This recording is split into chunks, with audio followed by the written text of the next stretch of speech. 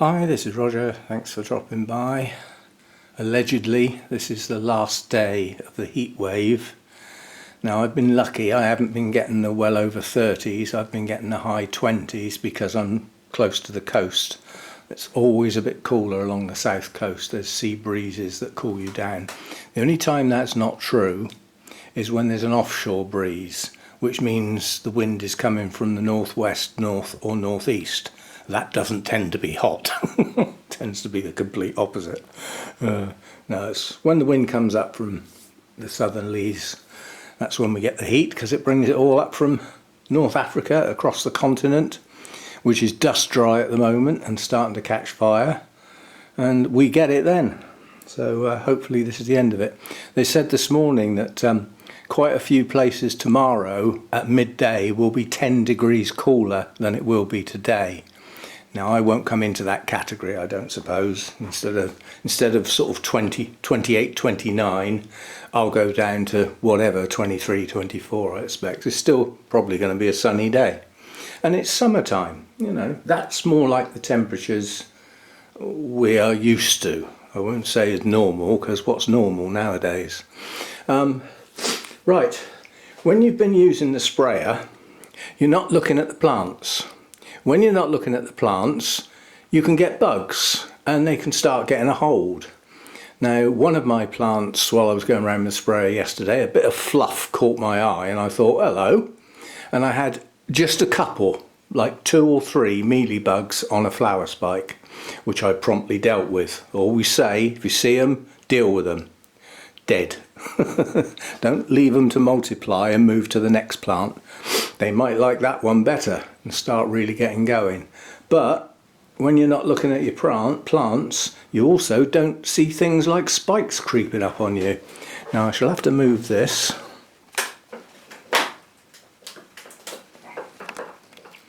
Let's move that across out the way. And in here, we've got this. Now, this hasn't even got a tag, this plant, so I haven't got a clue what it is. Old shriveled bulb, nice big plump bulb, the latest one, and a lovely spike coming up, and there's a second one. So this has got 2 spikes coming. It's also now lopsided, so I've had to tuck the leaves in the leaves of the next plant to hold it steady. So we've got that. This is my radiata, and that's where the mealybugs were. As you can see, they're gone. So that's that. But then we come round here and it's another sneaky one. Now this one's got a tag. Oh, this is the Shelob Marie. So that was the one that was given to me as Shelob Tolkien, but it turned out to be something different. Now there's 2 of those, and the other one is back here. Well, that's got a spike there and a spike. You don't need to go around the back to see the other spike, it's up here. So both of these plants have got spikes. This one's got 1 at the moment, but it does have a second new growth pushing on. And the other one's got a spike on both of the new growths. And then there's that one with 2 spikes. So we've got some spikes that have snuck up on me.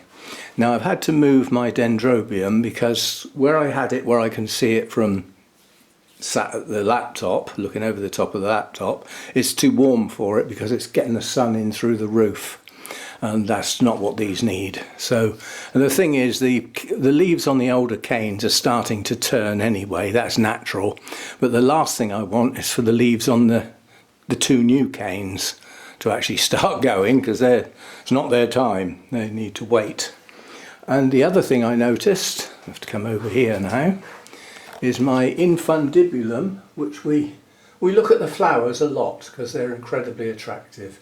This is the last set of flowers as far as I'm aware, and they won't be too long with us. They're starting to get that papery look, you can see through them. Once that period starts and the veining shows, they're not going to be long. But look what's coming out from the base. Gorgeous new growth. And it's the new growths that really do show up why it's called black hair type. Because they're very visible bristly, tiny little black hairs. They do tend to fade as the canes age. And certainly on the larger canes, as they grow, the black hairs become less apparent, but they're very apparent on the new growths. So nice new growth on there. Just the one. That's probably all I'm going to get. I think it just does one cane at a time, that one. And nothing much else going on, I must admit. So got new growths, you know. One of my odonts got a lovely new growth here. That one there has got a nice new growth coming. So we've got some growths going on, but not much in the way of flowers. But at least we've got some. So, you know, it won't be completely devoid of blooms. I'm not going to look at the flowers we've already got in any detail, because obviously we've got everything in bloom on the 8th coming up.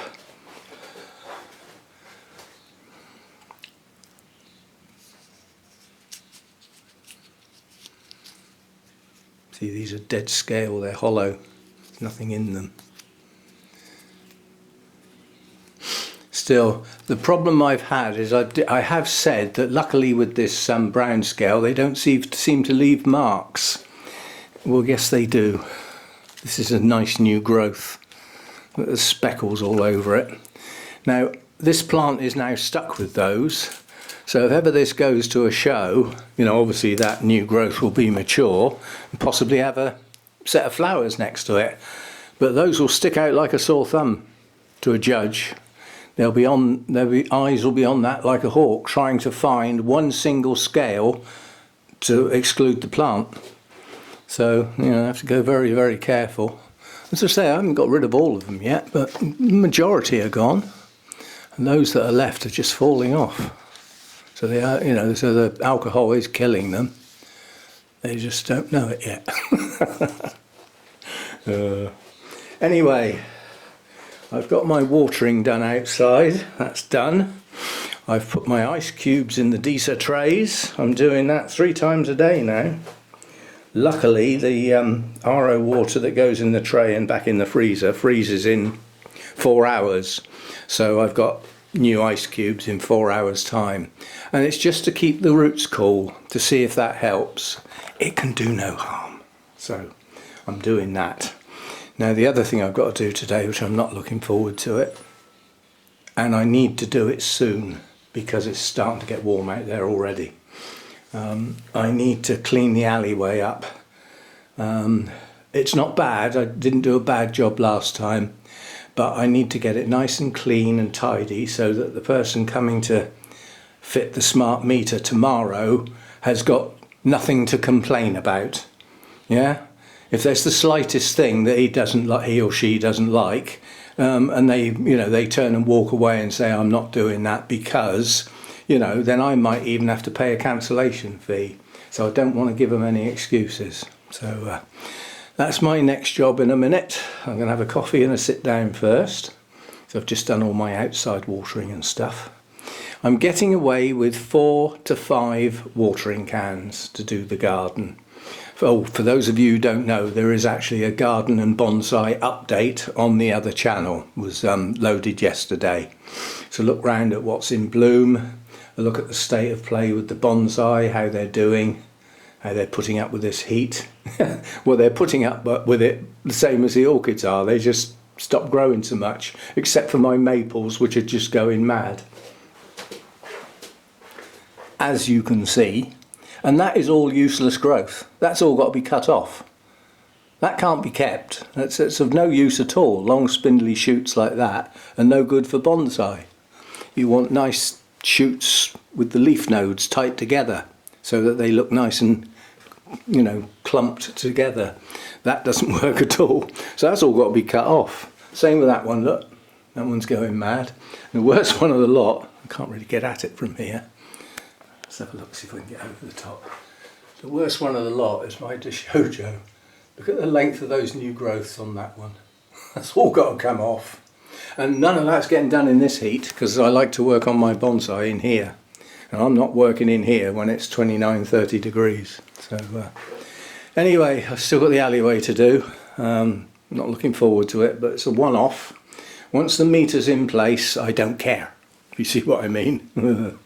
And that's 2 mornings on the trot. I haven't had my eggs for breakfast because I ran out Sunday morning, and I'm expecting to get notification that some more medication, some more tablets are available in the pharmacy. They just seem to be taking their time this time.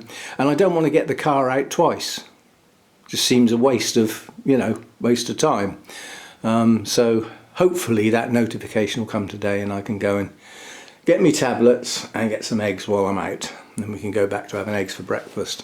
That upsets my routine enough that yesterday morning I completely forgot to take my tablets because I didn't have my eggs at 8 o'clock when I have my tablets. So just goes to show you get into routines and habits, how things can be messed up. Anyway, that'll do. It's only waffle now. Here comes Ploddy. Oh, he does look a bit sad for himself nowadays. He's got matted fur, being a long-haired cat. And I've got clippers for it, but obviously once I clip the mats off, he's got like bald patches, so he looks right scruffy at the moment. But it's probably beneficial for him at the moment with this heat, because he hasn't got so much of a big fur coat on.